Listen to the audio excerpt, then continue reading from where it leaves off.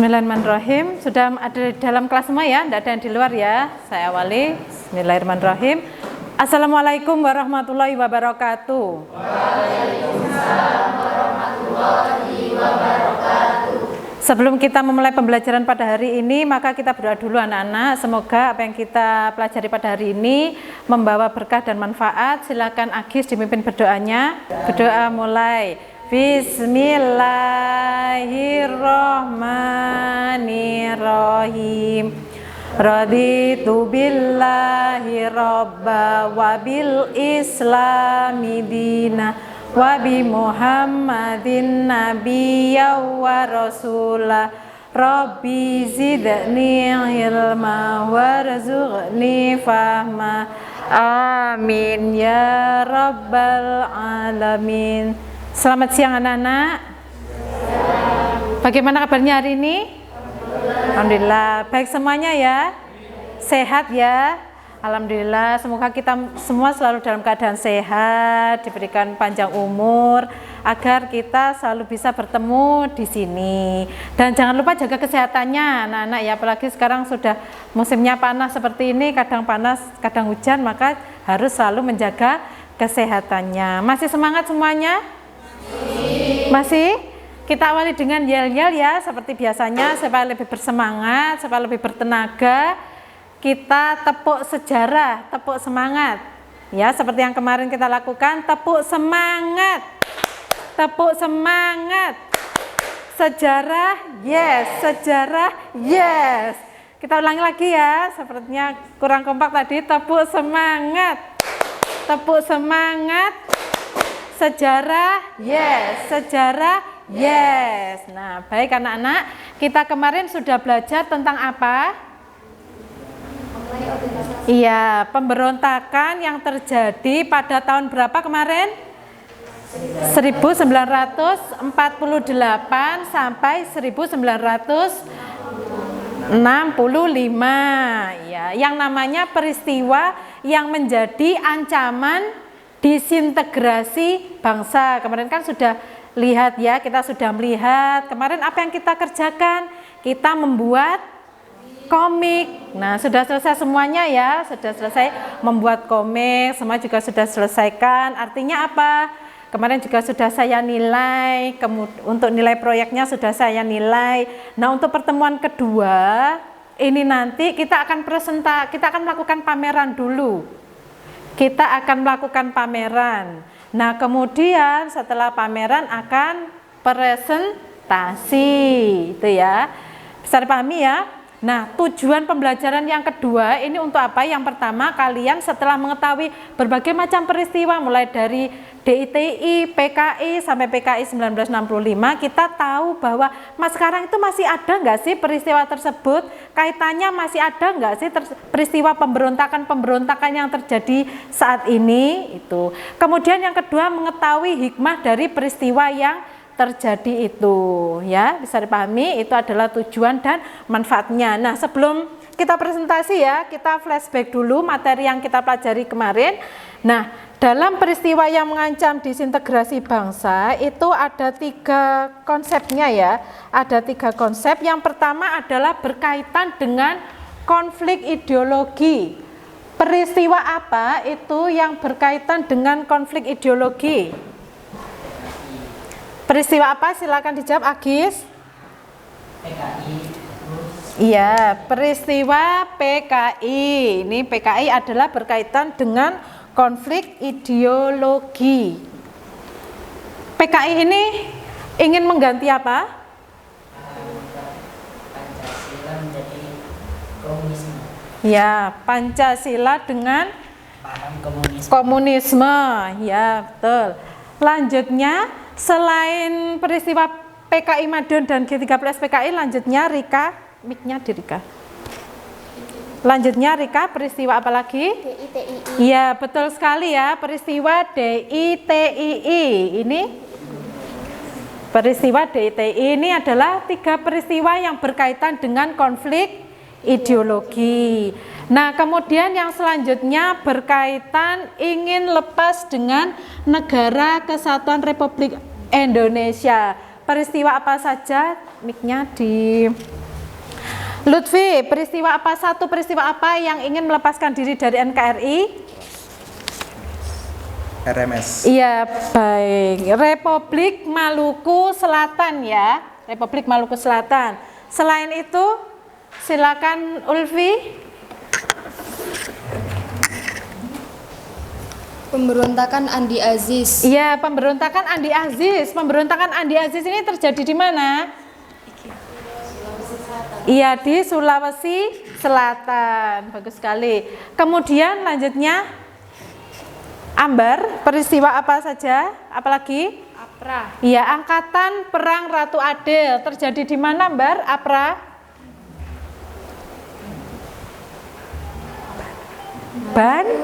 Iya, di Bandung. Betul sekali. Kemudian berkaitan dengan konflik kepentingan. Ini peristiwa apa saja? Silakan. Lanjutnya Leli. Berkaitan dengan kepentingan? Iya. PRRI atau Permesta. PRRI Permesta. Ini ya berarti sudah paham ya. Ini adalah peristiwa ada yang berkaitan dengan konflik ideologi, ada yang berkaitan dengan ingin lepas dengan NKRI, dan ada yang berkaitan dengan kepentingan. Itu ya. Sebelum saya melanjutkan, ada pertanyaan? Nah, kalian di sini setelah kita belajar ini kan jadi tahu oh berarti peristiwa yang ada kaitannya dengan konflik ideologi ini peristiwa PKI Madiun, peristiwa yang ada kaitannya ingin lepas dari NKRI peristiwa ini, peristiwa yang berkaitan dengan konflik kepentingan seperti ini. Nanti harapannya kalian bisa mengaitkan peristiwa ini tuh masih ada nggak sih pengikutnya, masih ada atau tidak. Kalau masih ada, bagaimana sikap kita sebagai pelajar gitu ya. Kemudian manfaat lagi, pasti dari peristiwa sejarah itu kan bisa diambil hikmahnya ya. Kita bisa mengambil hikmah dari peristiwa yang terjadi agar nanti peristiwa serupa tidak terjadi lagi dalam kehidupan kita. Itu dari saya. Ada yang ditanyakan? Ada? Naili? Jelas? Nah, setelah itu kita menginjak ke inti ya. Intinya apa? Inti kemarin yang sudah kalian kerjakan, saya beri kesempatan untuk menampilkan di depan, menampilkan di meja kalian. Kita akan membuat pameran. Silakan, saya beri waktu 5 menit untuk mempersiapkan. Dikemas sebaik mungkin ya tempatnya. 15.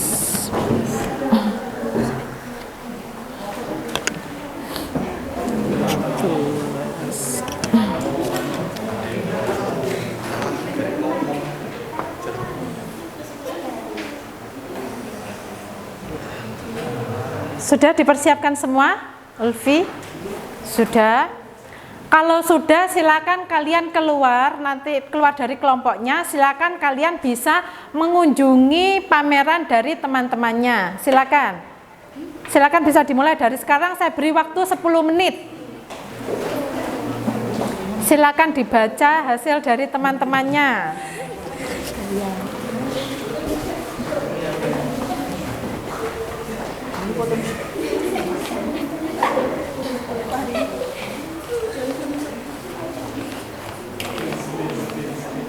Apa itu? Iso apa ini?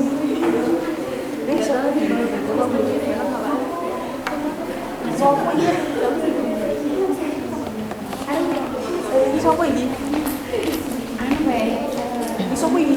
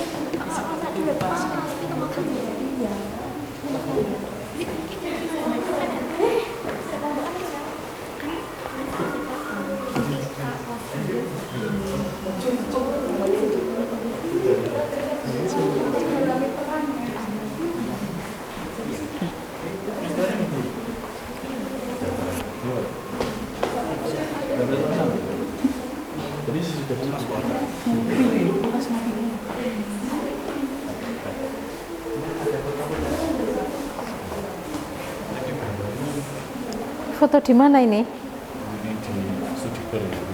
Oh, di tekstil kemarin.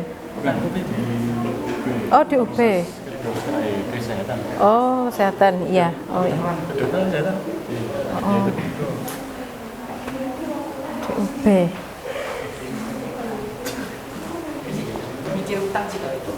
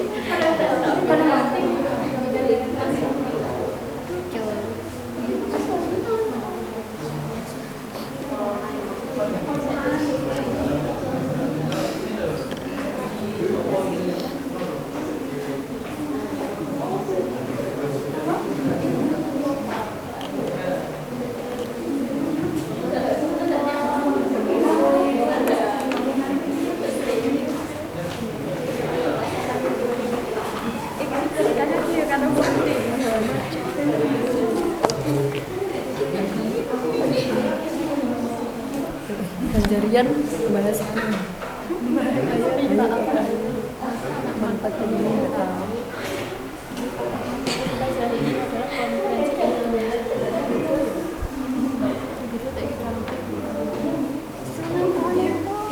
punya kelas 9.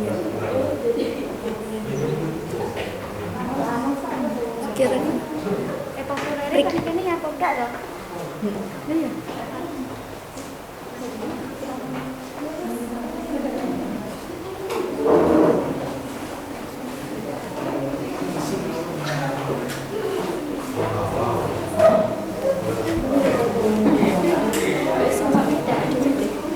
Semua cakap udah.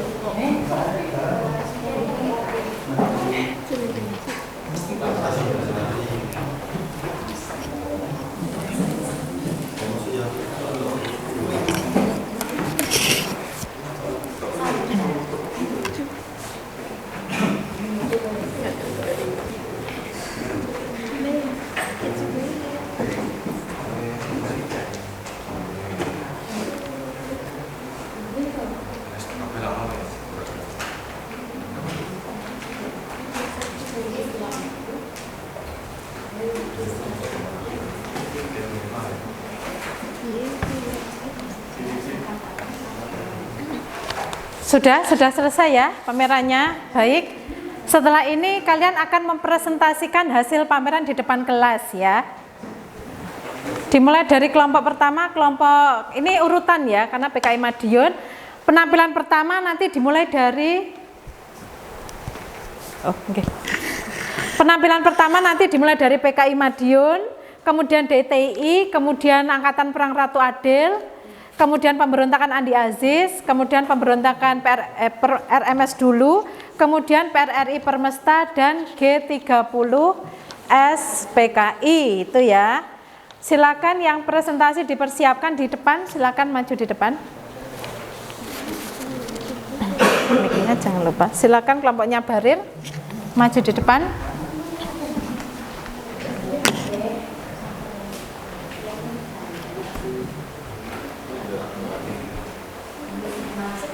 Iya, semua. Nikmah tanggal sepatu sama Nikmah.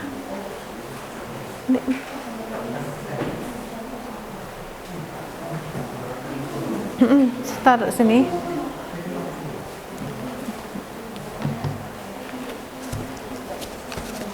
Baik, nanti seperti apa? Dua presentasi di sini ya. Dua presentasi, Barir sini sama Welin di sini, terus Nikmah mencatat. Oh, ya Allah.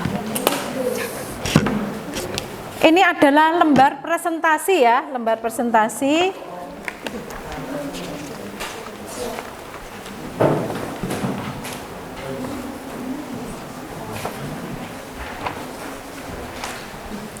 Lembar presentasi.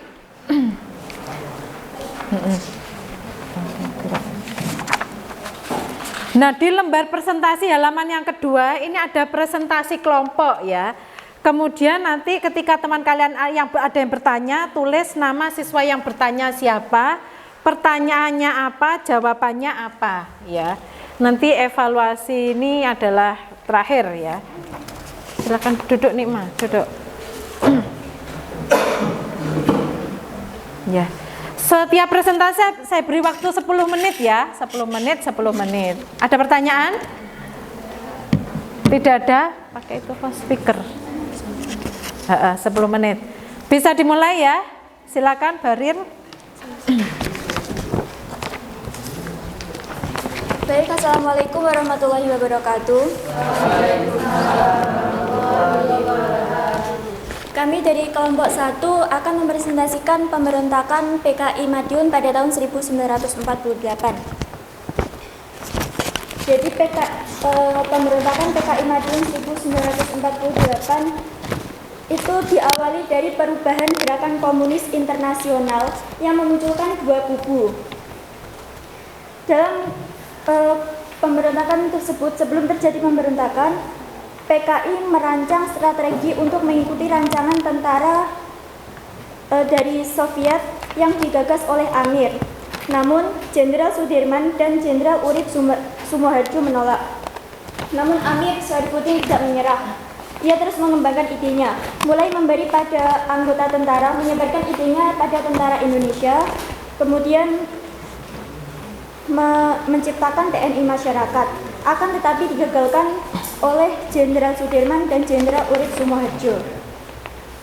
Kemudian dari sini mulai mengalami kemunduran setelah idenya ditolak oleh KNIP setelah perjanjian Renville. Tapi ia tidak menyerah dan akhirnya bergabung dengan Front Demokrasi Rakyat. Di tengah-tengah PDR itu Musso datang. Musso adalah tokoh PKI yang sudah lama tinggal di Rusia. Ia datang di tengah-tengah PDR yang menjadi ketua PKI. Akhirnya Amir dekat dengan Musso untuk menyebarkan ajaran komunisme di Indonesia.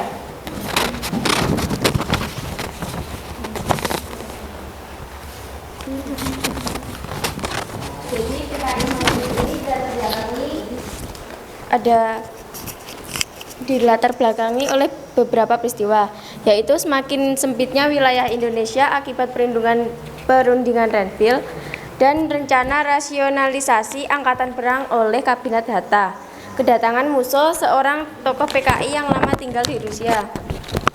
Ada juga hikmah dari peristiwa ini, yaitu adanya nilai nasionalisme, persatuan, dan kesatuan yang berhasil menumpas gerakan yang berusaha mengganti ideologi Pancasila menjadi komunisme. Akhir dari peristiwa ini adalah adanya upaya damai. Peristiwa pemerintah mengajak penduduk Madiun memilih NKRI untuk Republik Soviet Indonesia. Kolonel Ahanation yang dibantu Kolonel Gatot Subroto dan Kolonel Sungkono membentuk gerakan operasi militer 1.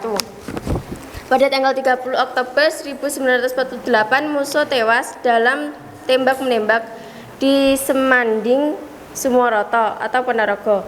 1 Desember 1948, Amir Syafruddin dan gerombolan sejumlah 300 orang telah ditangkap.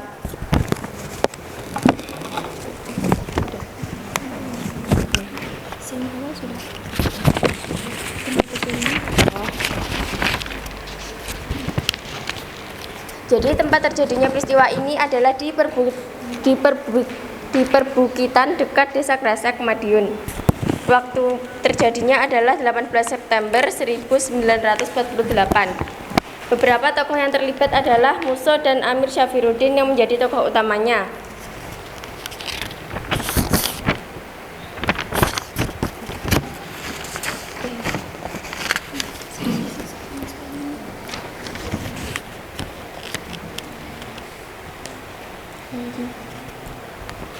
Kaitan peristiwa ini dengan disintegrasi pada masa sekarang adalah PKI Madiun tersebut sekarang sudah tidak ada.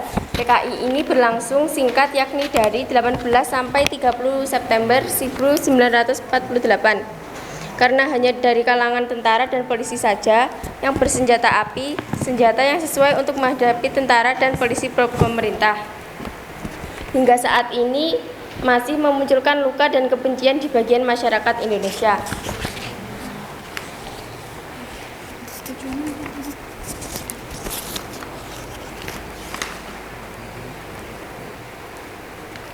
Jadi pemberontakan PKI 1948 ini terjadi pada masa pemerintahan Soekarno. Pemerintahan Indonesia yang saat itu dipimpin oleh Soekarno. Pemberontakan ini terjadi karena konflik antara pemerintah RI dengan Front Demokrasi Rakyat yang tadi Amir Syafruddin sudah tergabung ke dalamnya.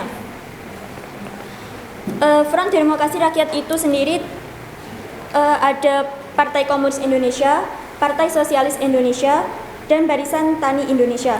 Kemudian bagaimana cara untuk mengakhiri pemberontakan ini? Upaya yang dilakukan oleh pemerintah untuk mengakhiri pemberontakan ini yang pertama adalah Soekarno memperlihatkan pengaruhnya dengan meminta rakyat untuk memilih Soekarno-Hatta atau Musso Amir.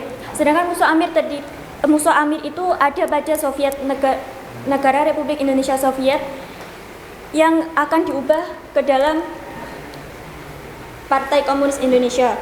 Kemudian yang kedua, Panglima Besar Sudirman memerintahkan Kolonel Gatot Subroto di Jawa Tengah dan Kolonel Sungkono di Jawa Timur untuk menjalankan operasi penumpasan yang dibantu oleh para santri.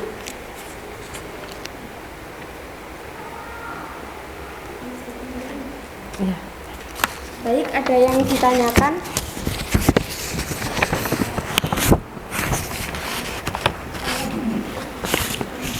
Ya, silakan. Speaker ya. Ada pertanyaan, silakan dimulai dari kelompoknya Leli ya. Mengapa Amir Syafruddin terlibat dalam pemberontakan PKI Madiun 1948? Bukankah beliau Perdana Menteri pada awal Indonesia merdeka? Lalu mengapa akhirnya melawan NKRI? Baik, saya akan menjawab pertanyaan dari Ditampung dulu aja sampai 3 pertanyaan. ada lagi mungkin saya.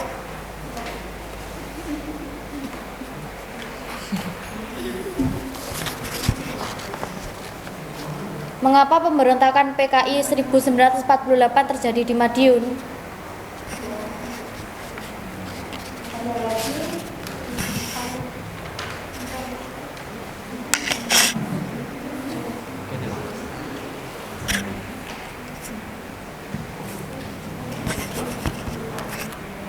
Baik, pertanyaan dari kelompok kami, apakah organisasi PKI untuk saat ini masih ada? Terima kasih. Saya akan menjawab pertanyaan dari Leli dulu ya. Mengapa Amir Syafruddin terlibat dalam pemberontakan PKI Madiun 1948? Bukankah beliau Perdana Menteri pada awal Indonesia merdeka? Mengapa akhirnya melawan NKRI? Jadi jawabannya adalah pada mulanya Amir Syafruddin adalah Perdana Menteri. Kemudian pada masa pemerintahannya, yaitu pada 17 Januari 1948, diadakan perundingan Renville yang sangat merugikan negara Indonesia karena berdasarkan perjanjian Renville, wilayah Indonesia yang diakui Belanda hanya Jawa Tengah, Yogyakarta, dan Sumatera. Karena hasil perundingan justru banyak merugikan Indonesia, kekuasaan politik Amir semakin melemah. Akibatnya kabinet pemimpin Amir Syarifuddin jatuh dan kemudian digantikan oleh kabinet Hatta. Setelah tidak lagi menjadi Perdana Menteri, Amir membentuk Front Demokrasi Rakyat yaitu VDR, FDR yang kemudian bekerja sama dengan organisasi berpaham kiri seperti Partai Komunis Indonesia, Barisan TNI, Barisan Tani Indonesia atau BTI, kemudian Pemuda Sosialis Indonesia atau Pesindo, dan lain sebagainya. Kedekatan Amir Syarifuddin dengan tokoh PKI musuh mendorong terjadinya pemberontakan PKI di Madiun. Bersama mereka bercita-cita menyebarkan ajaran komunisme di Indonesia. Ada yang kurang paham mungkin?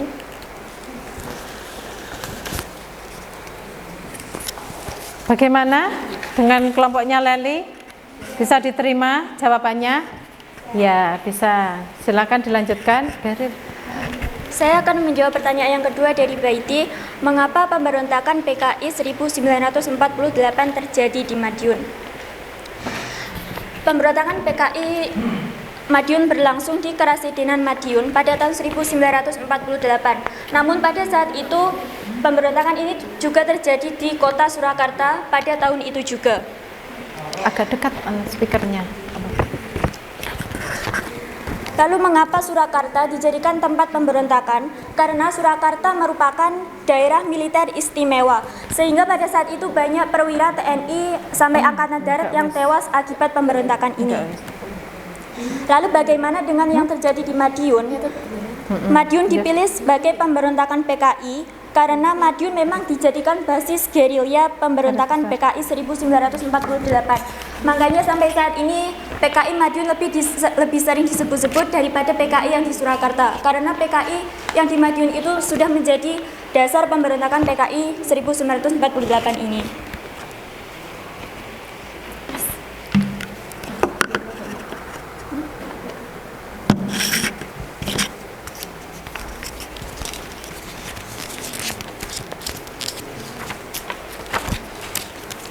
Pertanyaan ketiga, apakah organisasi PKI masih ada? Jawabannya, PKI resmi dibubarkan pada tahun 1966. Namun sebagai ideologi masih akan selalu ada. Sampai sekarang pun PKI masih menjadi topik pembicaraan di media sosial sampai sekarang. Ya, dikembalikan ke teman-teman coba. Ke penanya, dikembalikan ke penanya. Coba. Gimana?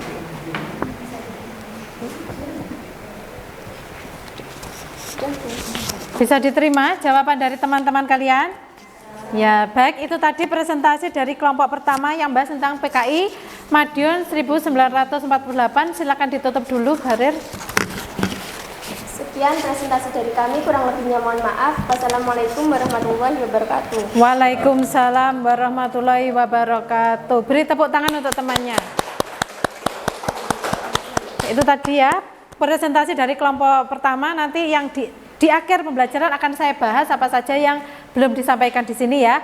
Yang selanjutnya penampilan dari kelompok 2 DITI atau Darul Islam Tentara Islam Indonesia yang akan dipersembahkan oleh Dika, Ain Matus dan juga Arum. Silakan maju ke depan.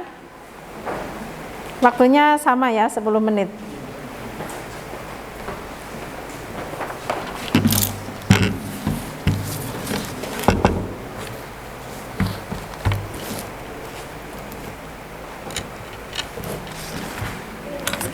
Speaker. Assalamualaikum warahmatullahi wabarakatuh. Kami dari kelompok 2 akan mempresentasikan tentang pemberontakan DITI. Pemberontakan DITI sendiri adalah pemberontakan Darul Islam yang terjadi akibat perbedaan pandangan terkait konstitusi yang dijalankan pasca perjanjian Renville. Gerakan Islam yang terorganisir dan dipimpin oleh Kartosuwiryo bertujuan untuk mendirikan negara Islam Indonesia atau NII. Kemudian ada beberapa pemberontakan yang terjadi oleh DITII. Yang pertama adalah di Jawa Barat yang diketuai oleh Kartosuwiryo, kemudian di Jawa Tengah diketuai oleh Amir Fatah, kemudian di Sulawesi Selatan diketuai oleh Kahar Muzakar, dan di Aceh diketuai oleh Daud Bereh, kemudian di Kalimantan Selatan diketuai oleh Ibnu Hajar. Beberapa pemberontakan tadi terjadi pada tahun 1949 hingga 1954. Baik, kemudian akan dilanjutkan oleh teman saya.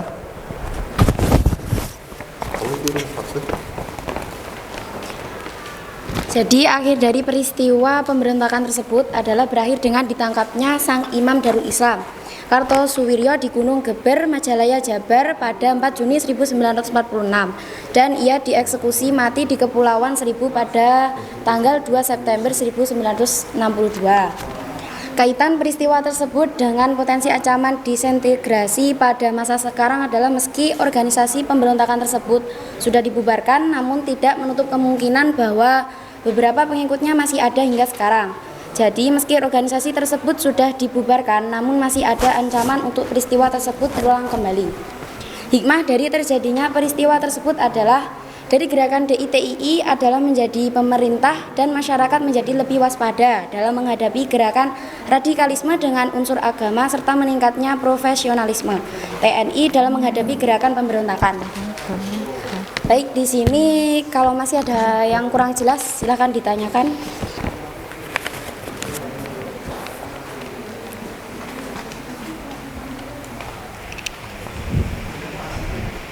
Yang dekat, Bar. Yang keras, Ambar. Yang keras. Baik. Ya, mic-nya di.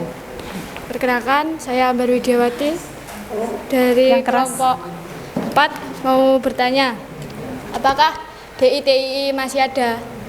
Sekian dari saya. Terima kasih.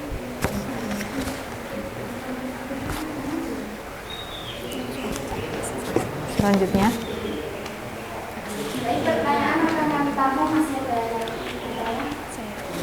Terjadi di mana sajakah DITII?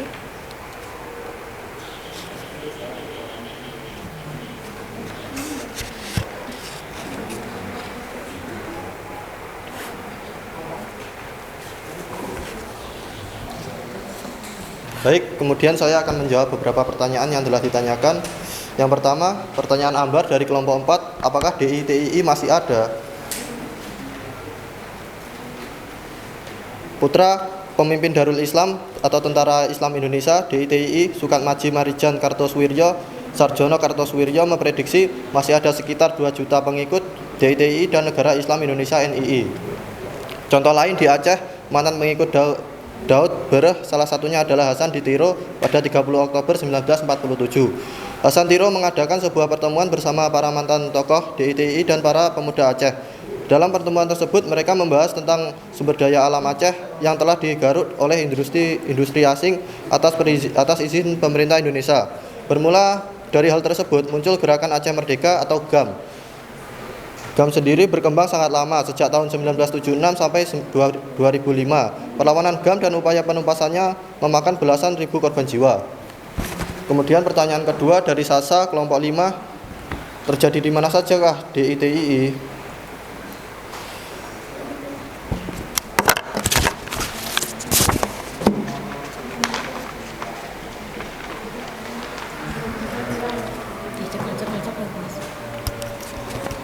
Yang pertama, pemberontakan DITII terjadi di Jawa Barat diketuai oleh Kartosuwiryo, dan yang kedua di Jawa Tengah diketuai oleh Amir Fatah, ketiga di Sulawesi Selatan diketuai oleh Kahar Muzakar, keempat di Aceh diketuai oleh Daud Bereh, dan yang terakhir di Kalimantan Selatan diketuai Ibnu Hajar. Baik, ada yang ditanyakan lagi? Dan sudah jelas?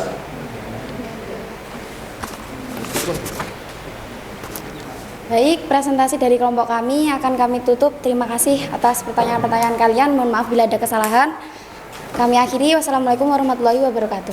Waalaikumsalam warahmatullahi wabarakatuh. Beri tepuk tangan teman kalian. Silakan.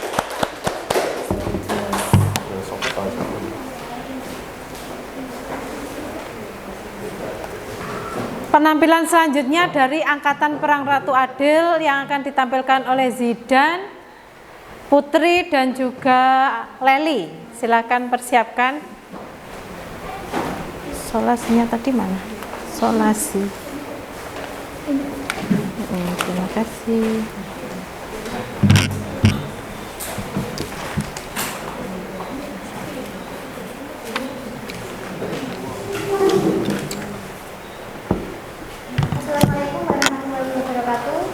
Waalaikumsalam warahmatullahi wabarakatuh.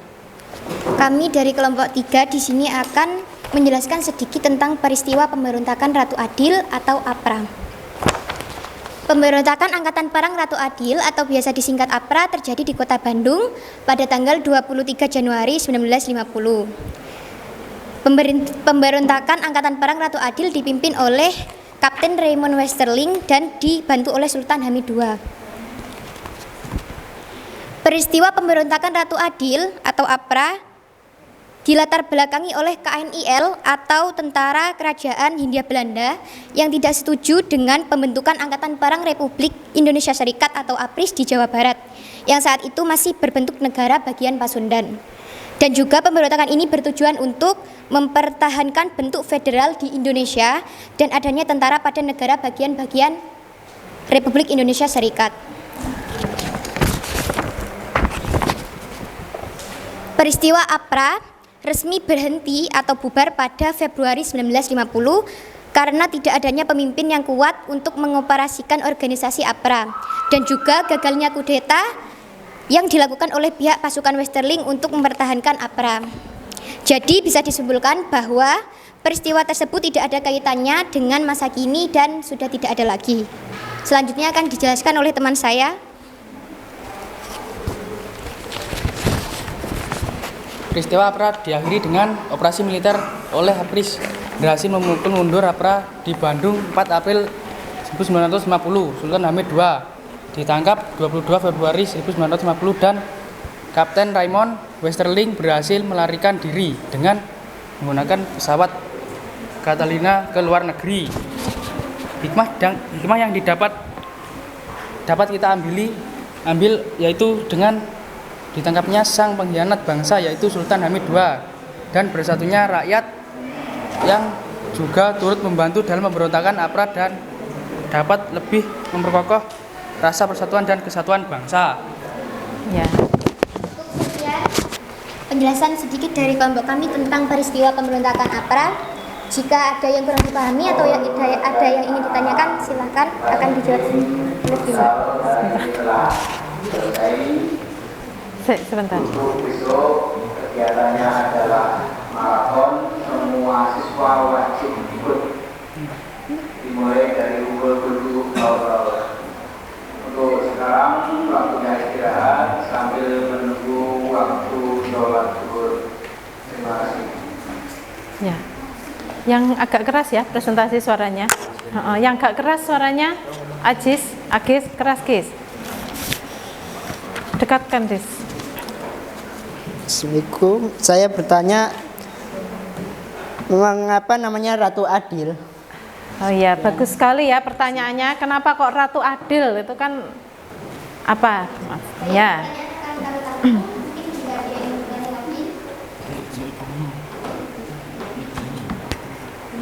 Harita. Siapa yang bertanya selanjutnya? Harita. Oh ya, Nikma. Yang keras Nikma, suaranya, silakan. Apakah peristiwa APRA masih ada? Oh ya, bagus ya pertanyaannya. Apakah peristiwa APRA masih ada? Selanjutnya, Lutfi, kelompoknya Agis, ya. Saya akan bertanya. Yang keras, Fit. Saya akan bertanya, apa dampak APRA bagi bangsa Indonesia? Ya. Sekian, terima kasih. Apa dampaknya APRA bagi bangsa Indonesia? Ya, saya beri waktu untuk mencari jawaban ya, bisa di browsing atau di buku. Ya.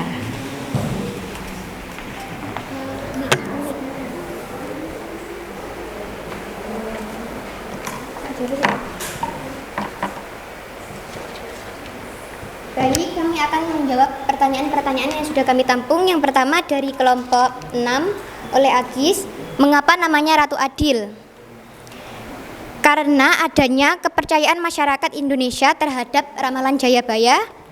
Dalam ramalan Jayabaya dikatakan akan datang Ratu Adil yang akan membawa kemakmuran dan kesejahteraan bagi seluruh rakyat dan membebaskan rakyat dari belenggu penjajahan Belanda. Kepercayaan terhadap ramalan tersebut dimanfaatkan oleh Kapten Raymond Westerling dan kelompoknya untuk menentukan gerakan APRA.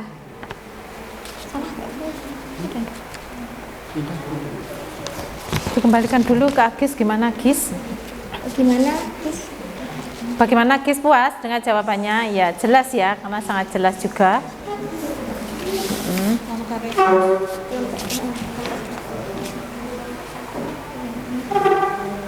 Kami akan menjawab pertanyaan yang selanjutnya, yaitu dari kelompok 1, yaitu Nikmah.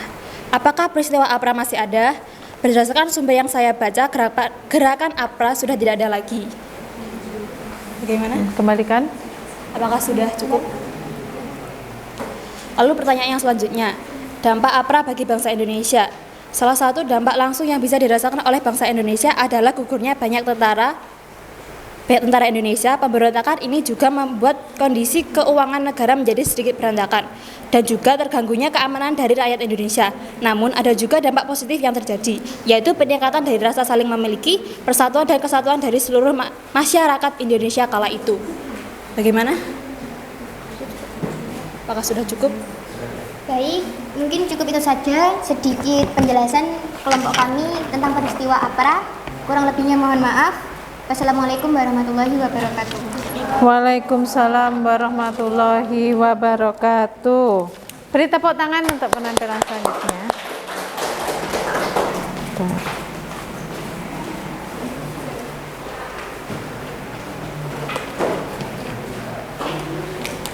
Itu tadi teman kalian sudah menampilkan ya, 3 penampilan ya, 3 penampilan, ada PKI Mada 1948, ada Darul Islam Tentara Indonesia, dan ada Angkatan Perang Ratu Adil.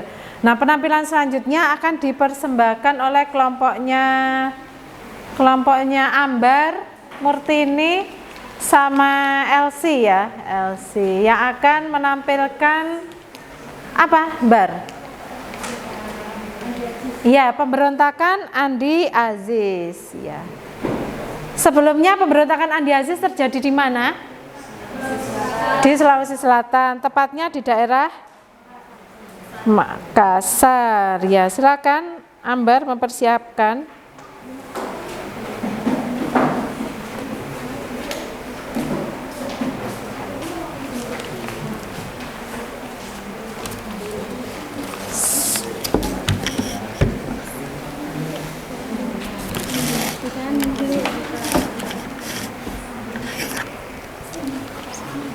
Assalamualaikum warahmatullahi wabarakatuh.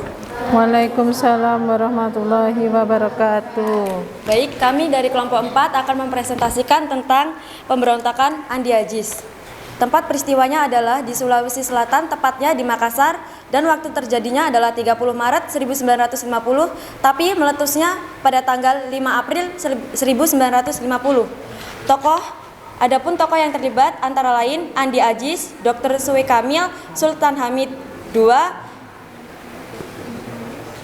Kapten Wiraidi, dan Soekawati. Berikutnya akan di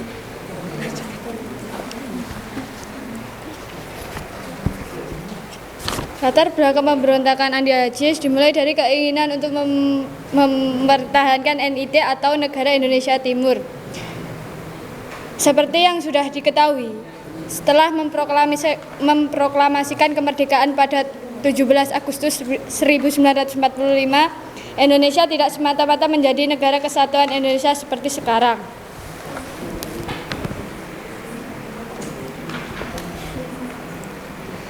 Sementara ada kelompok yang tetap ingin mendapatkan kedudukan pucuk pimpinan militer dalam bentuk federalisme. Karena itulah Andi Aziz menilai aparat APRIS harus bertanggung jawab atas gangguan keamanan yang terjadi di NIT karena menurut Aziz pemerintahan dalam gangguan tersebut. Setelah ini Andi Aziz melakukan aksi kudeta yang memuncak di ujung Padang, Makassar tanggal 5 April 1950, digawangi dengan bentrokan Sulawesi Selatan di bulan yang sama. Konflik ini terjadi karena ketegangan antara masyarakat pro-federal dan anti-federal.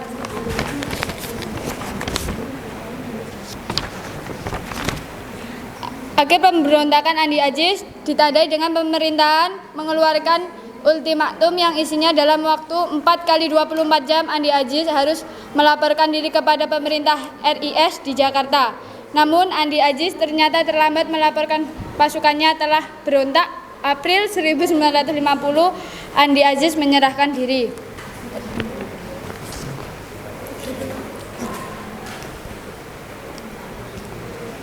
Baik, ada yang kurang jelas atau ada yang ingin bertanya?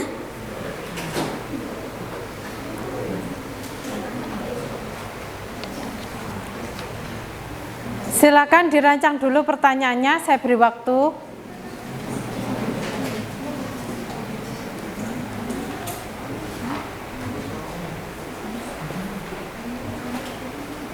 Beri waktu dulu ya temannya, biar mencari dulu pertanyaan.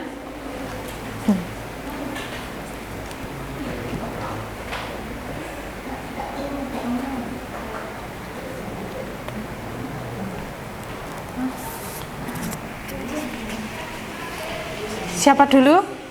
Oh, Dika dulu.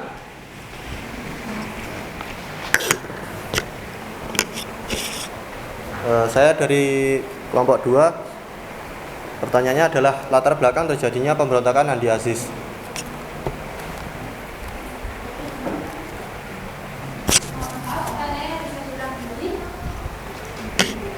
Latar belakang dari pemberontakan Andi Aziz.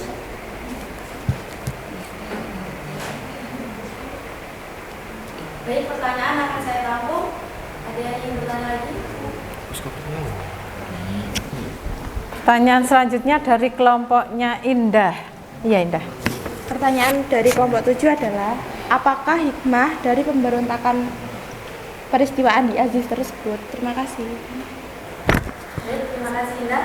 Pertanyaan akan kami tampung selanjutnya.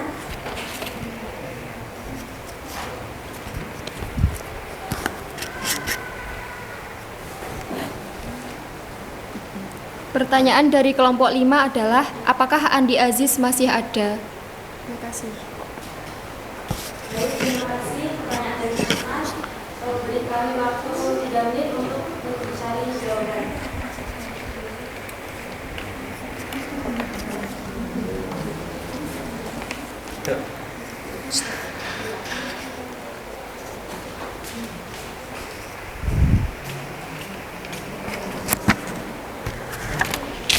Sampaikan lagi, beri waktu 5 menit itu tadi. Sampaikan lagi ke temannya, beri waktu 5 menit. Diberi waktu 5 menit ya, agar mencari 3 menit tadi ya. Ya, untuk mencari jawaban. Adalah pemberontakan Andi Aziz yang ada di Makassar ya. Andi Aziz itu adalah nama tokoh ya. Nama dikira apa ya? Andi Aziz itu adalah tokoh pemimpin pemberontakan Andi Aziz yang ada di Makassar. Makassar itu di mana? Di Sulawesi Selatan ya. Kalau di peta itu Pulau Sulawesi itu gambarnya seperti apa? Huruf K ya. Ya, itu adalah Pulau Sulawesi.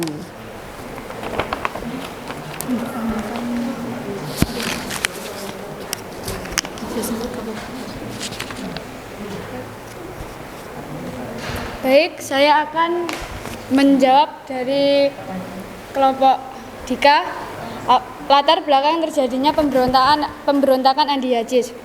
Keinginan untuk mempertahankan NIT atau Negara Indonesia Timur. Setelah memproklamasikan kemerdekaan, bangsa Indonesia harus berjuang untuk mendapatkan pengakuan dari negara lain, terutama Belanda. Indonesia harus menghadapi berbagai langkah konversi untuk bisa mendapatkan pengakuan atas kemerdekaannya. Sebagai hasil dari KMB, akhirnya RIS atau Republik Indonesia Serikat dibentuk dan terdiri dari 16 negara bagian. Negara-negara tersebut yaitu Negara Republik Indonesia, Negara Indonesia Timur, Negara Sumatera Timur, Negara Madura, Negara Sumatera Selatan, Negara Pasundan, Kenegaraan Riau, Satuan Kenegaraan Daerah Banjar, dan lain-lain. Sementara ada kelompok yang menghendaki bentuk negara kesatuan. Andi Aziz menjadi salah satu yang termasuk kelompok yang tetap ingin mempertahankan federalisme. Ia mengharap mendapat kedudukan pucuk pimpinan militer dalam bentuk federalisme. Karena itulah Andi Aziz menilai aparat APRIS harus bertanggung jawab atas gangguan keamanan yang terjadi di NIT. Karena menurut Andi Aziz, pemerintahlah dalam gangguan tersebut. Setelah itu Andi Aziz melakukan aksi kudeta yang memuncak di ujung Padang, Makassar pada tanggal 5 April 1950, digawangi dengan bentrokan Sulawesi Selatan di bulan yang sama. Konflik ini terjadi karena ketegangan antara masyarakat pro-federal dan anti-federal. Pertanyaan kedua dari kelompok Indah, apa hikmah dari peristiwa Andi Aziz? Hikmah dari peristiwa Andi Aziz, Kapten Andi Abdul Aziz, ia adalah orang pemberontak yang tidak pernah menyakiti dan membunuh orang untuk kepentingan pribadinya. Ia hanyalah korban propaganda dari Belanda karena kebutaannya terhadap dunia politik. Andi Aziz adalah seorang militer sejati yang mencoba untuk mempertahankan kesatuan negara Republik Indonesia pada masa itu. Dan dalam kesehariannya, seorang Andi Aziz cukup dipandang dan dihargai oleh masyarakat suku Bugis Makassar yang bertempat tinggal di Tanjung Priok, Jakarta. Di sanalah Andi Aziz diakui sebagai salah satu sesepuh yang memiliki dimintai nasihat oleh para penduduk tentang bagaimana cara menjadikan suku Bugis Makassar supaya tetap dalam keadaan rukun dan sejahtera. Andi Aziz dikenal juga sebagai orang murah hati dan suka menolong. Ia selalu berpesan kepada anak-anak angkatnya bahwa siapapun boleh dibawa masuk ke dalam rumahnya kecuali 3 jenis manusia, yaitu pemabuk, penjudi, dan pemain perempuan. Seorang Andi Aziz patut kita jadikan sebagai bahan pembelajaran bahwa kita selama hidup di dunia ini jangan terlalu percaya sama apa yang orang lain katakan. Percayalah kepada hati nurani, janganlah terlalu percaya sama orang lain karena itu belum tentu bisa mengajak kita ke jalan benar dan mungkin malah mengajak kita untuk berbuat salah.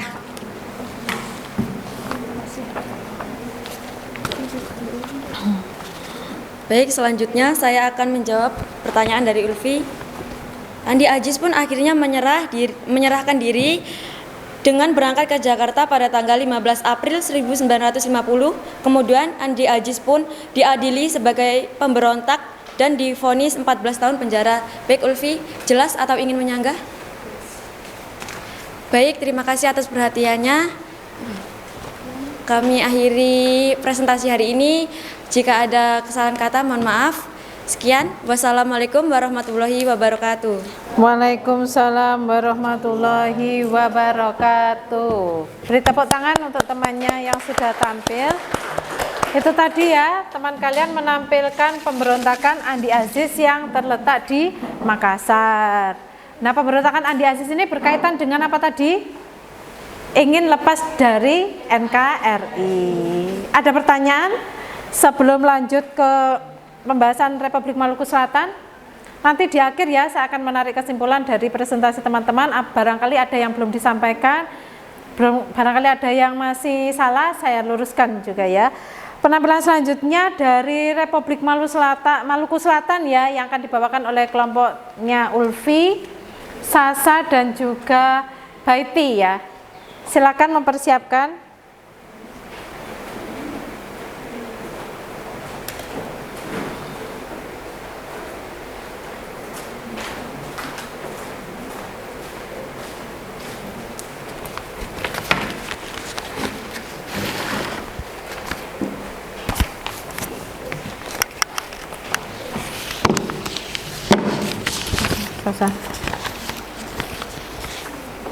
Assalamualaikum warahmatullahi wabarakatuh.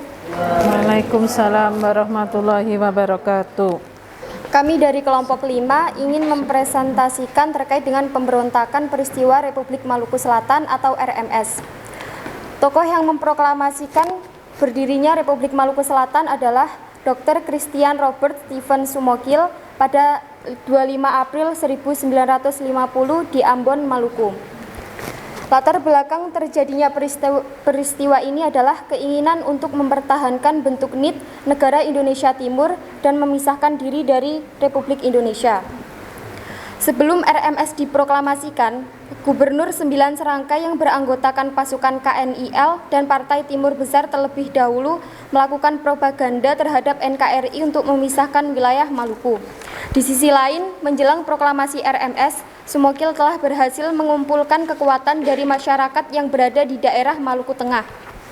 Sementara itu, sekelompok orang yang menyatakan dukungannya terhadap NKRI diancam dan dimasukkan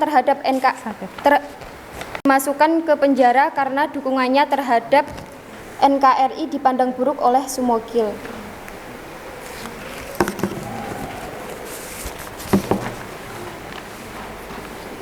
Akhir dari peristiwa pemberontakan RMS adalah jalan damai pemerintahan RIS mengirim Jenderal Leimena untuk berunding dengan Sumokil, namun ditolak, maka terjadilah perlawanan senjata pada 14 Juli 1950. Diadakan gerakan operasional militer yang dipimpin oleh Kolonel A.E. Kawi Larang. Kaitkan peristiwa tersebut dengan potensi ancaman integritas pada masa sekarang, gerakan separatis seperti RMS masih ada hingga sekarang karena adanya kepentingan yang tertahan dengan kuat pada suatu kelompok sehingga mereka sulit untuk melepaskan posisi atau kedudukannya sehingga menghalangi suatu proses perubahan. Hikmah dari terjadinya peristiwa tersebut: 1. Pentingnya rasa persatuan dan kesatuan serta rasa cinta terhadap nusa dan bangsa. 2. Pentingnya menghargai pendapat orang lain namun tidak memaksakan kepentingan pribadi. Sekian. Ada yang bisa ditanyakan?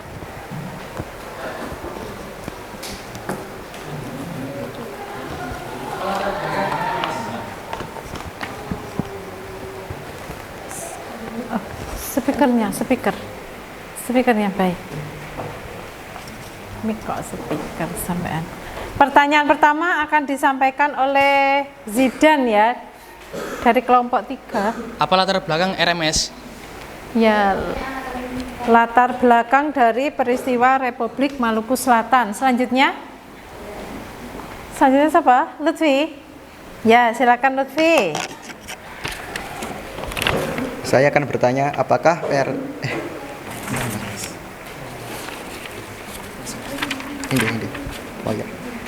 apakah RMS masih ada? Sekian, terima kasih. Ya, selanjutnya siapa tadi? Ya, Murtini. Akhir perjuangan dari Dr. Robert Sumokil. Ya, siapa itu Dr. Robert Sumokil itu siapa? Nama pemimpinnya ya, nama pemimpin dari gerakan Andi Aziz.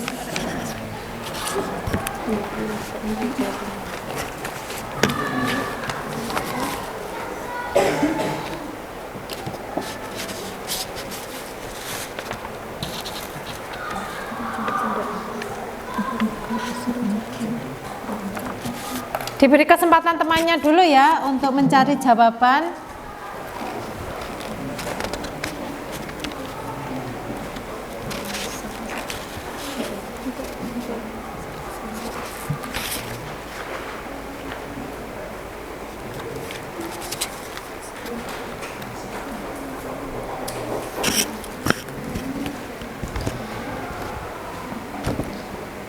Baik, saya akan menjawab pertanyaan dari kelompok Zidan. Pemberontakan Republik Maluku Selatan RMS dipimpin oleh Christian Robert Stephen Sumokil yang menolak pembentukan Negara Kesatuan Republik Indonesia.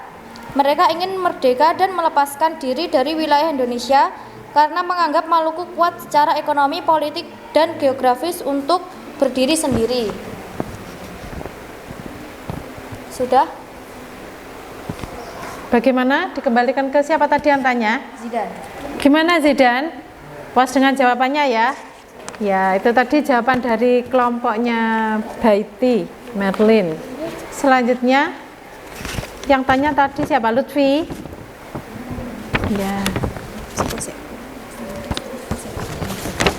Baik, saya akan menjawab pertanyaan dari kelompok 6 dari Lutfi. Apakah RMS masih ada? Ya, masih ada. Buktinya berdasarkan koran CNN tanggal 15 Mei 2023 di Ambon, terdapat 3 orang ditetapkan sebagai tersangka kasus pengibar bendera Republik Maluku Selatan di Desa Ulat, Kecamatan Saparua Timur, Kabupaten Maluku Tengah pada Sabtu 15 Mei 2023. Mereka sudah ditetapkan tersangka setelah dibawa dari Polsek Saparua ke Polresta Ambon Sabtu 15 Mei 2023, kata Kepala Subbagian Humas Polresta Ambon dan Pulau-Pulau Lese Ibda Izak Leatamia saat dihubungi Minggu siang. Ketiganya dijerat dengan pasal 106 KUHP tentang makar dan atau pasal 110 KUHP tentang permufakatan jahat terkait makar dengan ancaman hukuman seumur hidup atau 20 tahun penjara. Yang ketiga, pertanyaan dari Murtini, akhir perjuangan Dr. Robert Somukil. Dr. Christian Somukil adalah Presiden RMS pada tahun 1954, bersembunyi dan memimpin perjuangan gerilya di Pulau Seram. Ia ditangkap ABRI di Seram pada tanggal 2 Desember 1962. Somukil diadili di pengadilan militer di Jakarta dan dihukum mati, kemudian ia dieksekusi pada tanggal 12 April 1966. Tutup. Sudah? Dikembalikan ke siapa tadi penanya yang terakhir? Ya, bagaimana Murtini jawaban dari kelompok penyaji? Bisa diterima atau ada sanggahan? Bisa diterima, ya silakan ditutup. Sekian dari kelompok kami. Wassalamualaikum warahmatullahi wabarakatuh. Waalaikumsalam warahmatullahi wabarakatuh. Beri tepuk tangan.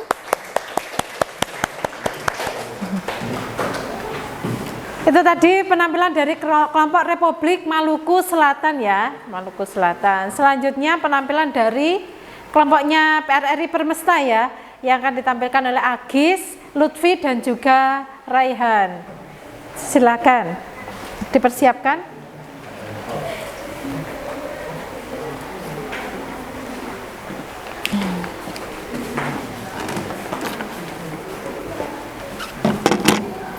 Siapkan.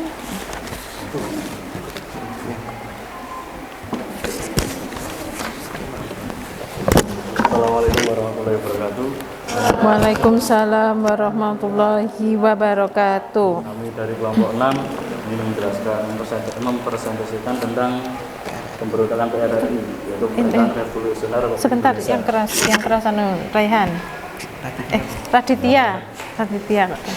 Munculnya pemberontakan PRRI diawali dari ketidakharmonisan hubungan pemerintah daerah dan pusat. Pemerintah daerah merasa kecewa terhadap pemerintah pusat yang dianggap tidak memperhatikan pembangunan daerah dan juga akibat perbedaan kepentingan politik. Kekecewaan tersebut diwujudkan dengan pembentukan dewan-dewan daerah seperti berikut.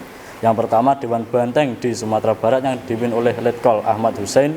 Yang kedua, Dewan Gajah di Sumatera Utara yang dipimpin oleh Kolonel Maludin Simbolan. Yang ketiga, Dewan Garuda di Sumatera Selatan yang dipimpin oleh Letkol Barlian. Yang keempat, Dewan Manguni di Sulawesi Utara yang dipimpin oleh Kolonel Venye Sumwal. Pada tanggal 15 Februari 1956 meletuslah pemberontakan PRRI Permesta. Ahmad Hussein memproklamasikan berdirinya pemerintah revolusioner Republik Indonesia PRRI dengan Sarifuddin Prawi Negara sebagai Perdana Menteri Proklamasi PRRI. Pada tanggal 17 Februari 1958 Letkol DJ Somba di Sulawesi mendukung sepenuhnya PRRI. Gerakan di Sulawesi ini dikenal dengan Gerakan Piagam Perjuangan Semesta atau Perjuangan Semesta dan Permesta. Dengan diproklamasikan PRRI di Sumatera dan Permesta di Sulawesi, pemerintah memutuskan untuk menumpas gerakan separatis tersebut. Pemerintah segera mempersiapkan operasi gabungan yang terdiri dari unsur darat, laut, dan udara untuk menumpas gerakan PRRI. Serangkaian operasi yang dilakukan adalah operasi 17 Agustus yang dipimpin oleh Kolonel Ahmad Yani untuk wilayah Sumatera Tengah. Operasi Tegas dipimpin oleh Letkol Kaharudin Nasution. Operasi Sabta Megara dipimpin oleh Brigjen Jatikusumo dan Operasi Sadar dipimpin oleh Letkol Dr. Ibnu Sutowo. Sedangkan untuk menumpas pemberontakan Permesta dilancarkan sebuah operasi gabungan dengan nama Operasi Merdeka di bawah naungan Letkol Hendra Ningrat.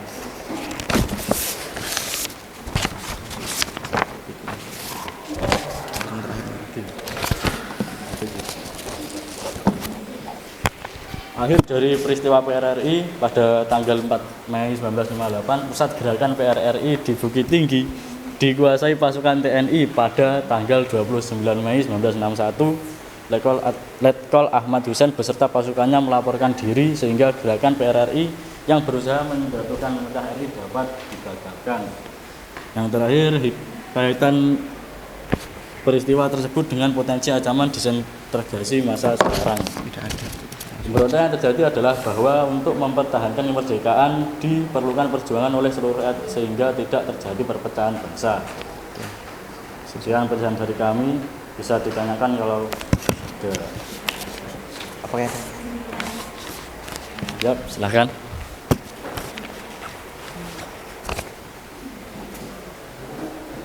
Ada yang bertanya? Oh, kelompoknya Putri.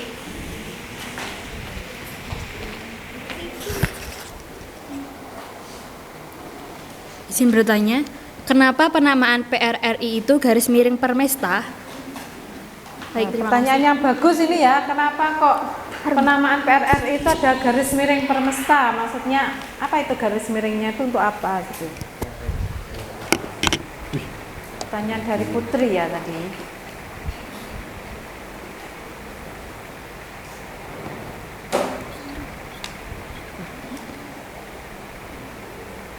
Pertanyaan selanjutnya dari kelompok 2 ya, kelompoknya Ambar, Eko Ambar. Arum. Arum. Bagaimana latar belakang terjadinya peristiwa tersebut?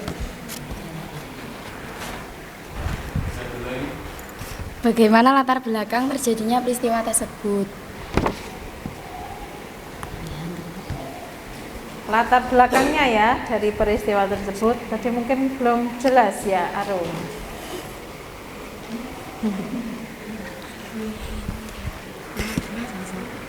Selanjutnya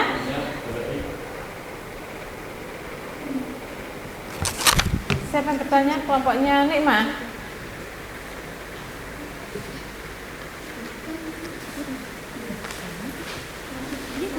Saya beri kesempatan satu lagi ya untuk mengajukan pertanyaan terkait dengan PRRI Permesta.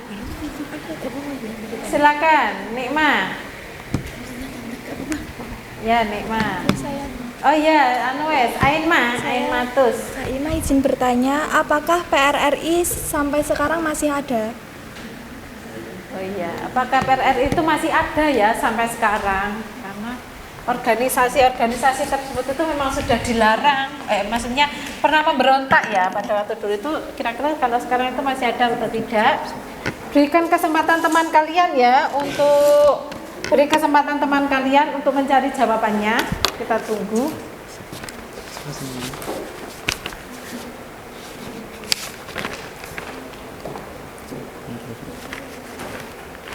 Jawabannya dulu. Jawabannya dulu. Itu kan sana Pak.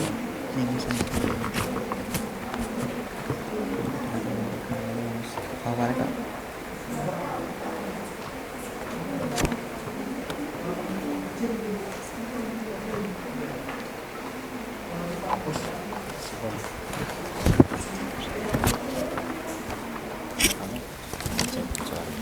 Baik, saya akan menjawab pertanyaan pertama. Pertanyaan dari kelompok Leli. Tadi pertanyaannya kenapa penamaan PRRI itu di garis miring Permesta. Jawabannya, PRRI dan Permesta ada dua gerakan yang terjadi di tempat berbeda. Gerakan PRRI di Sumatera dimulai dengan pembentukan beberapa dewan militer seperti Dewan Banteng di Sumatera Tengah dipimpin oleh Kolonel Ahmad Hussein, Dewan Gajah di Sumatera Utara dipimpin oleh Kolonel Malaudin Sumbolon, dan Dewan Garuda di Sumatera Selatan yang dipimpin oleh Letkol Berlian. Selanjutnya mereka mengadakan pertemuan yang membahas masalah otonomi daerah seluasnya serta menempatkan penjabat daerah yang produktif bagi pembangunan daerah Kolonel Ahmad Hussein, memproklamasikan berdirinya PRRI pada tanggal 15 Februari 1958, sedangkan gerakan Permesta terjadi di Sulawesi dimulai dengan adanya pembentukan Dewan Manguni di Manado, pimpinan Letkol Vance Samuel pada tanggal 18 Februari 1957. Baik, apa bisa diterima? Bagaimana Arum, jawaban dari teman kalian? Bisa diterima? Bisa? Baik, saya akan menjawab pertanyaan nomor 2. Pertanyaan dari Arum. Leli. Saudara Arum. Sekarang yang Dari kelompok Leli. Pertanyaan dari Leli. Tadi Leli. pertanyaan apa latar belakangnya? Ya. Pemberontakan pemerintah revolusioner Republik Indonesia terjadi akibat adanya kekecewaan dan ketidakpuasan terhadap pemerintah pusat. Hal ini karena alokasi dana pembangunan yang dianggap ketidakpuasan terhadap berimbang dari pemerintahan pusat. Hal ini menimbulkan pergolakan di Sumatera dan Sulawesi. Pergolakan tersebut semakin memanas setelah beberapa perwira militer turut serta dalam aksi ketidakpuasan tersebut.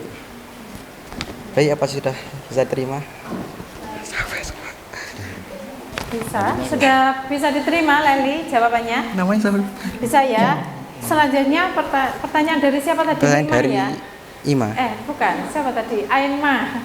Ainma. Ya, tadi pertanyaan dari Ainma ya. Saya akan jawab pertanyaan dari Aima, kelompok Apa tadi Ainma? 2. Apakah PRRI masih ada? Oh ya. Jawabannya tidak ada. Sudah tidak ada ya Ainma. Bisa diterima? Ada pertanyaan terkait dengan ini? PRRI Permesta? Pertanyaan lain? Ada yang lain barangkali ya? Tidak ada, sudah cukup. Kalau sudah ada, tutup dulu Lutfi. Sekian presentasi dari kelompok kami. Terima kasih. Wassalamualaikum warahmatullahi wabarakatuh. Waalaikumsalam warahmatullahi wabarakatuh. Beri tepuk tangan. Itu tadi ya kelompoknya Lutfi yang bahas tentang PRRI Permesta. Tadi juga sudah dijawab ya, kenapa kok namanya garis miring itu ya. Pertanyaan dari Leli itu pertanyaan yang bagus juga. Kemudian penampilan yang terakhir dari Naili, Indah dan Rika yang akan membahas tentang peristiwa yang sangat luar biasa besar, peristiwa pemberontakan G30 SPKI. Pemberontakan terbesar ya yang terjadi di Indonesia yang mampu menggulingkan pemerintahan pada waktu itu.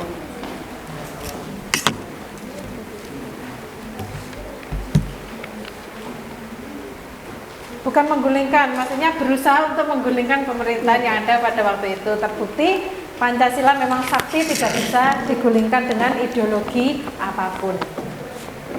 Silakan kelompoknya Naili, dipersilakan. Baik, assalamualaikum warahmatullahi wabarakatuh. Waalaikumsalam warahmatullahi wabarakatuh. Kami bertiga dari kelompok 7 akan mempresentasikan mengenai organisasi yang dari konflik ideologi yaitu G30 SPKI. Kami akan menyampaikan beberapa poin. Poin yang pertama merupakan pengertian dari G30 SPKI itu sendiri.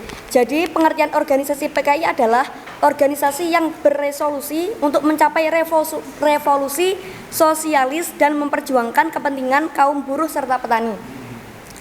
Tempat peristiwa kejadian ini berada di Jawa Timur dan juga Yogyakarta. Yang poin selanjutnya yaitu waktu terjadinya. Waktu terjadinya pada tanggal 1 Oktober 1965 pada dini hari, namun persiapannya terjadi atau dimulai pada tanggal 30 September. Kemudian tokoh yang terlibat yaitu Legend S. Parman, Legend R. Suprapto, Legend M. T. Haryono, dan beberapa jenderal lainnya. Latar belakang dari peristiwa ini adalah G30 SPKI dilatar belakangi oleh dominasi ideologi nasionalisme, agama, dan komunisme atau yang biasa disebut dengan Nasakom, yang berlangsung sejak era demokrasi terpimpin digerakkan yakni tahun 1959 sampai 1965. Hal lain yaitu ketidakharmonisan hubungan TNI dan PKI. Untuk selanjutnya akan disampaikan oleh rekan kami.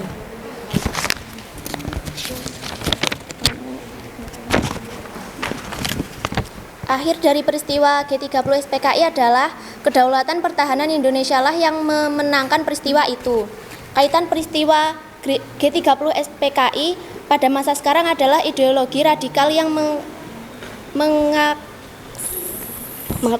mengatasnamakan agama dan separatisme di daerah yang tertinggal dalam mengalami pelanggaran hak asasi. Hikmah dari terjadinya peristiwa tersebut adalah pelajaran yang dapat diambil dari peristiwa G30 SPKI bahwa dapat memahami kontroversi dan propaganda dapat melahirkan kebingungan dan mengakibatkan adanya pergerakan semaunya sendiri tanpa memperhatikan kelompok orang lain. Demikian presentasi dari kelompok kami.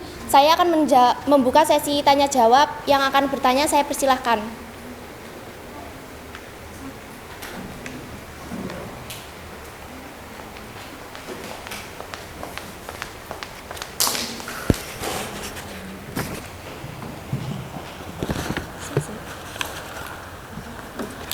Pertanyaan dari kelompok 5, mengapa G30 SPKI dianggap sebagai pemberontakan terbesar? Terima kasih. Ya, bagus sekali ya pertanyaannya, kenapa G30 SPKI dianggap sebagai pemberontakan terbesar?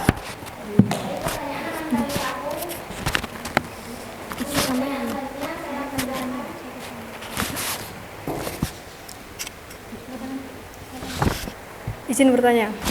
Dari LC ya, LC dia. Padahal PKI sudah pernah memberontak pada tahun 1948 di Madiun. Tetapi mengapa PKI melakukan pemberontakan lagi pada tahun 1965? Apakah pemerintah tidak membubarkan PKI setelah peristiwa pemberontakan Madiun 1948? Ya, ini pertanyaan sangat bagus ya. Kita tahu bahwa PKI itu sudah pernah memberontak tahun 1948. Tetapi mengapa kok bisa memberontak lagi tahun 1965? Apakah tidak dilarang oleh pemerintah atau apa? Ini sangat luar biasa ya pertanyaan. Pertanyaan sangat bagus. Selanjutnya. Izin bertanya, dari kelompok kami, mengapa PKI menculik jenderal?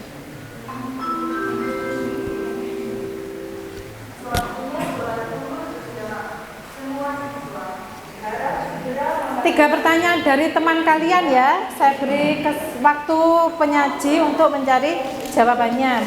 Beri waktu 3 menit ya untuk mencari jawaban.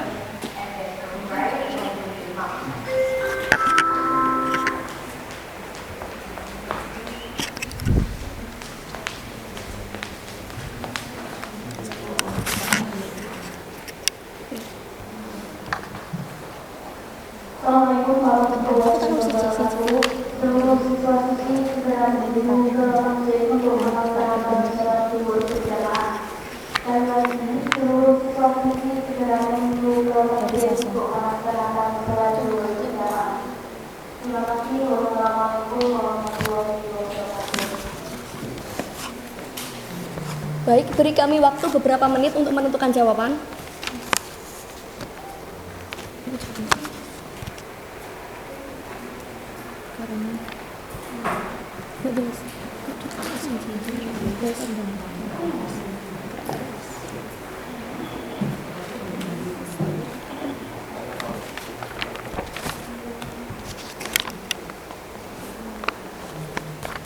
Baik, akan kami jawab pertanyaan satu persatu. Kami ulangi pertanyaannya dari kelompok Sosa. Pertanyaannya adalah mengapa G30 SPKI dianggap sebagai pemberontakan terbesar? Jawabannya adalah karena ingin mengganti ideologi Pancasila dengan ideologi komunis. Bisa diterima?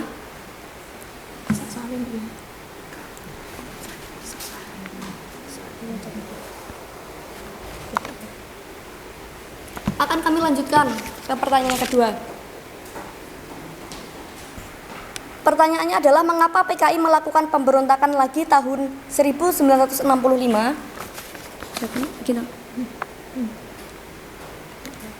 Jawabannya adalah karena pada masa demokrasi terpimpin arah kebijakan politik Presiden Soekarno condong ke blok sosialis komunis, sehingga memberi ruang Partai Komunis Indonesia untuk tumbuh dan berkembang. Pengaruh PKI semakin menguat pada masa demokrasi.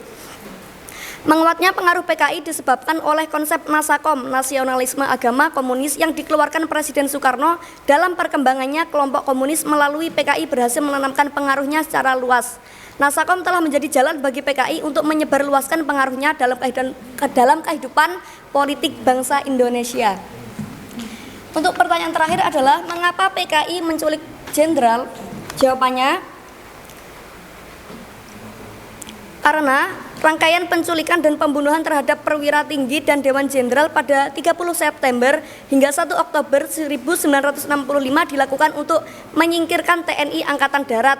Karena TNI Angkatan Darat menjadi penghalang bagi PKI untuk mewujudkan cita-citanya menjadikan ideologi komunis menjadi sistem pemerintahan. Untuk jawaban kami bisa diterima.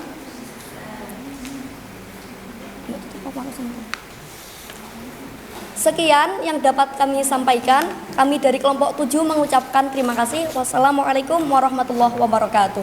Waalaikumsalam warahmatullahi wabarakatuh. Kita beri tepuk tangan untuk teman-teman hari ini.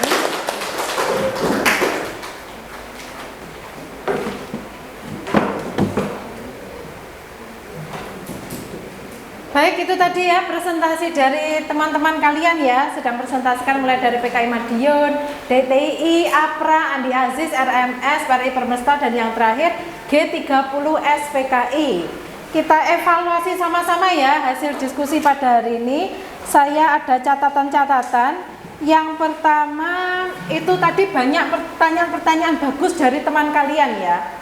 Di antaranya tadi masih ada atau tidak peristiwa-peristiwa ini, misalkan peristiwa PKI Madiun, G30S PKI, DTI ini berkaitan dengan konflik dulu ya. Sekarang ini masih ada atau tidak? Tadi jawabannya sudah benar dan teman kalian, saya hanya memberikan penguatan. Memang oleh pemerintah organisasi ini sudah dilarang.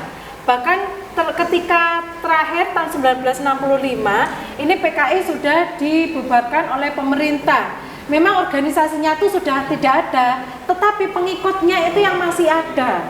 Secara sembunyi-sembunyi, secara terselubung itu ya. Karena namanya ideologi, sesuatu yang ada di kepala, diingat itu mudah untuk diingat ya, mudah untuk diingat itu masih ada sampai sekarang masih ada, tetapi terselubung ya. Kemudian catatan selanjutnya adalah tadi penamaan dari PRRI Permesta. Kenapa kok garis miring? Tadi bagus sekali ya pertanyaannya, karena ini terjadi di dua tempat. Pemberontakan Republik Revolusioner Indonesia itu terjadi di Sumatera dan juga Kalimantan. Kalau Permestanya ini terjadi di Sulawesi. Ya tadi juga bagus sekali ya, kita flashback ke peristiwa G30S PKI. Kenapa kok tidak dibubarkan ya? Padahal sudah pernah memberontak pada tahun 1948. Kenapa kok tidak kenapa kok bisa memberontak lagi? Nah, kita ini tadi jawaban sangat bagus ini. Jawaban dari kelompoknya Nail ini sangat luar biasa, bisa mencari jawaban yang tepat ya. Sebenarnya ini kita pelajari nanti pada masa demokrasi liberal dan demokrasi terpimpin. Nah, pada masa demokrasi terpimpin itu memang arah kebijakan politik Pak Soekarno itu condong pada Partai Sosialis Komunis ya. Walaupun beliau bukan penganut sosialis atau komunis, tapi beliau agaknya kok condong dengan paham ini. Nah, sehingga memberikan ruang Partai Komunis Indonesia untuk bisa tumbuh dan berkembang pada waktu itu. Dan pada masa Pak Soekarno itu ada namanya kebijakan Nasakom, nasionalis, agamais, komunis. Nah, komunis ini dimanfaatkan Partai Komunis untuk menggalang massa, sehingga Partai Komunis bisa tumbuh besar terutama di pedesaan. Makanya ketika kita membahas tentang PKI, basisnya yang banyak itu di daerah pedesaan. Nah, gitu ya. Karena PKI bisa tumbuh besar, menggalang massa, akhirnya pemberontakan muncul lagi tahun 1965. Itu ya, evaluasi. Kemudian tadi ada pertanyaan apa ya tadi ya? Ya, kalau DTI ini ingin mendirikan negara Islam Indonesia. Ini tadi sudah dijawab juga RMS. RMS terjadi di mana? Maluku. kenapa kok ingin lepas dari NKRI? Tadi ada pertanyaan seperti itu ya, kenapa ingin lepas dari NKRI? Ini saya kuatkan bahwa dulu setelah kita merdeka jangan dianggap tidak ada konflik, tetapi konflik malah datang dari negara kita sendiri. Karena kenapa? Ini RMS Andi Aziz dan APRA itu menghendaki negara sendiri, dulu dibentuk negara federal, artinya negara lepas dari Indonesia. Ada negara Indonesia Timur, ada negara Pasundan, dan tokoh-tokoh ini menginginkan untuk lepas dari Indonesia karena merasa bahwa mereka mampu kok menghidupi negaranya sendiri tanpa harus bersatu dengan Indonesia. Karena kenapa? Mereka menganggap bahwa dengan bersatu dengan Indonesia maka kekayaan yang ada di daerah itu banyak diambil untuk digunakan membangun di pusat, dan akhirnya di daerah menjadi tertinggal itu ya. Itu adalah evaluasi. Kemudian selanjutnya adalah bagaimana presentasi dari kalian ya. Ini proyeknya, alhamdulillah kalian mengerjakan proyek dengan baik, semua juga dengan lancar. Kemudian kalian juga bisa berkreasi ya. Saya lihat kreasi komiknya ini sangat luar biasa ya. Gambarnya juga bagus, desainnya juga bagus. Kemudian alur itu disampaikan bagaimana latar belakangnya, siapa tokohnya, kemudian akhir penumpasannya, hikmahnya, kaitannya itu ada semua di dalam komik yang kalian desain. Itu sangat luar biasa. Nah, kemudian saya beri kesempatan ya satu orang ini untuk mengungkapkan bagaimana perasaannya,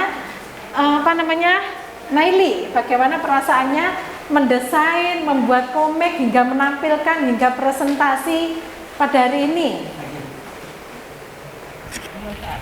Bagaimana yang pertama adalah pengalamannya ketika membuat komik, kan sudah merancang. Bagaimana terus kemudian merepresentasikan hari ini?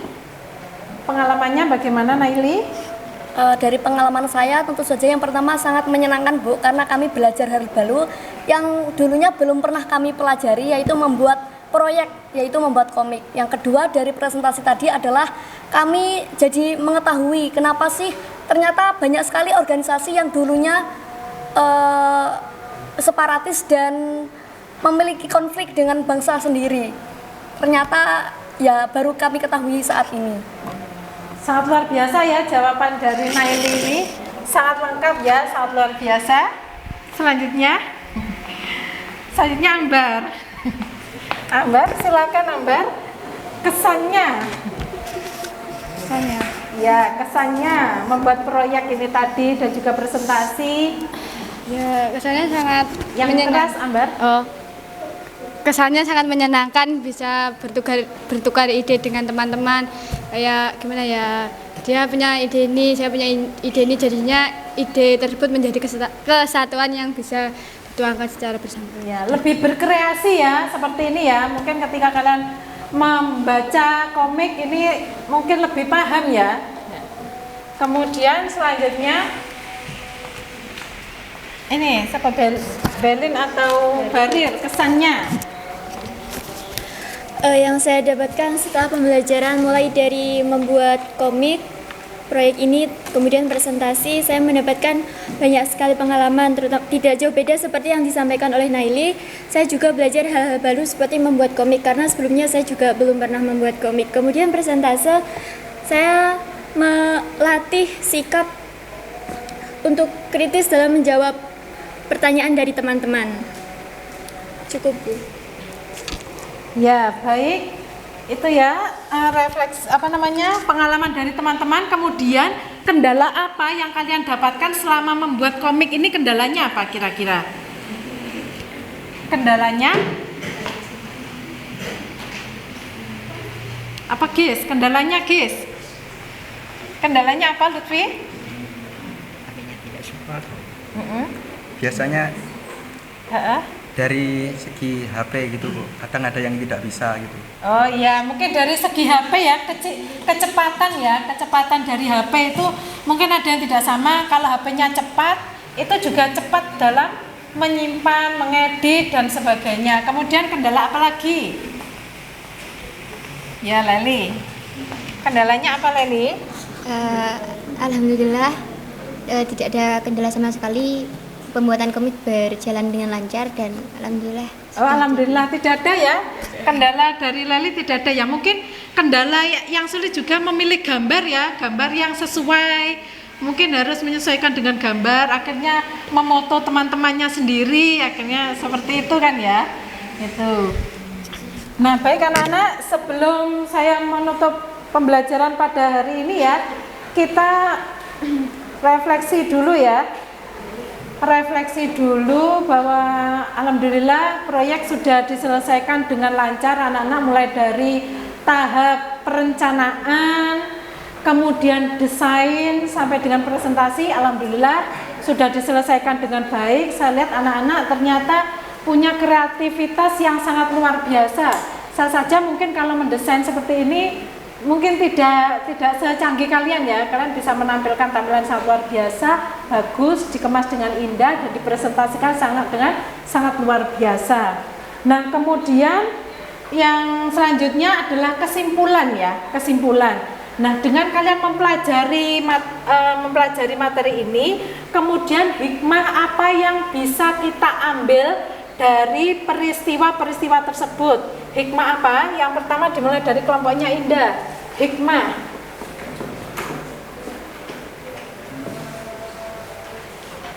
Silakan Naini atau Indah atau siapa?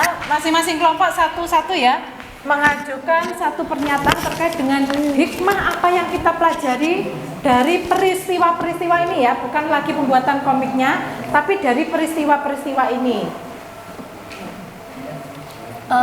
Karena kita adalah seorang pelajar, jadi hikmah yang saya dapat adalah kita sebagai seorang pelajar harusnya untuk belajar mengenai nasionalisme dan patriotisme memiliki jiwa yang tinggi dan kental, karena banyak sekali di luar sana ternyata aliran-aliran yang tidak sesuai dengan ideologi negara kita. Ya, baik sekali ya kesimpulan dari Naili bahwa kita harus menanamkan jiwa nasionalisme dan patriotisme dalam rangka membentengi diri kita dari peristiwa, dari berbagai macam organisasi yang mengancam keutuhan bangsa, karena di luar sana banyak sekali ya ternyata. Kita kan taunya mungkin cuma G30 SPKI, ternyata masih banyak dan sekarang pun juga masih ada. Ini. Kemudian kesimpulan selanjutnya dari Agis.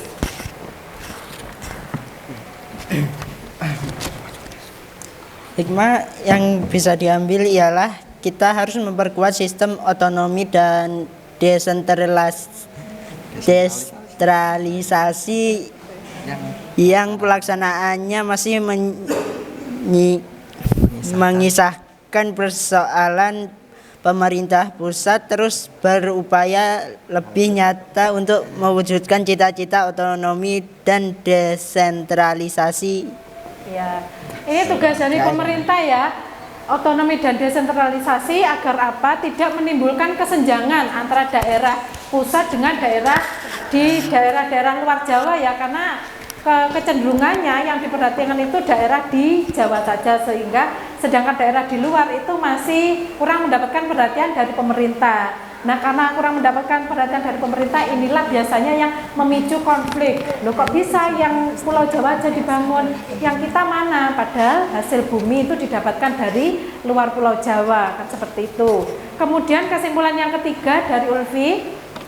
Hikmah yang dapat kami ambil dari peristiwa Republik Maluku Selatan adalah kita mengetahui pentingnya rasa persatuan dan kesatuan serta rasa cinta terhadap nusa dan bangsa. Ya, pentingnya persatuan dan kesatuan. Tuh, untuk membentengi diri kita ya. Kemudian nomor 4, kelompok 4, kelompoknya Ambar. Kesimpulannya apa, Ambar?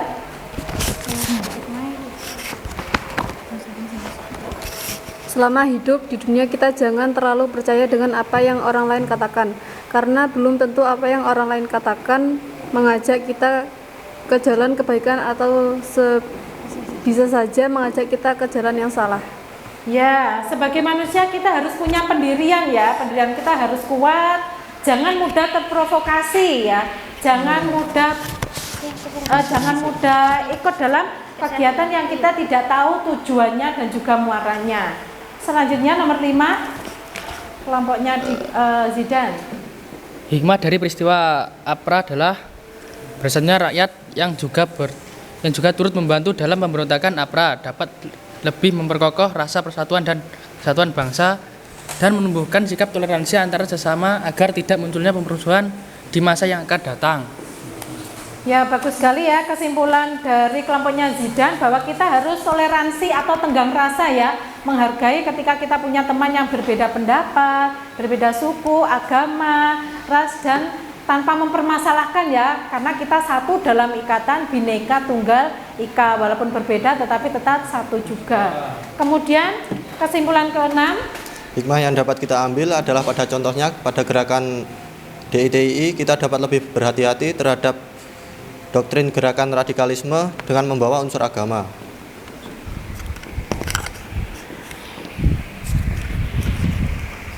ya bagus sekali ini kesimpulan dari Dika bahwa kita harus berhati-hati ya dengan gerakan-gerakan dan doktrin-doktrin yang mengatasnamakan agama. Sebenarnya banyak ya di sekitar kita, jadi kita juga harus bijaksana bahwa sebenarnya ideologi apapun itu yang melawan Pancasila itu harus dijauhkan ya dari Indonesia gitu ya.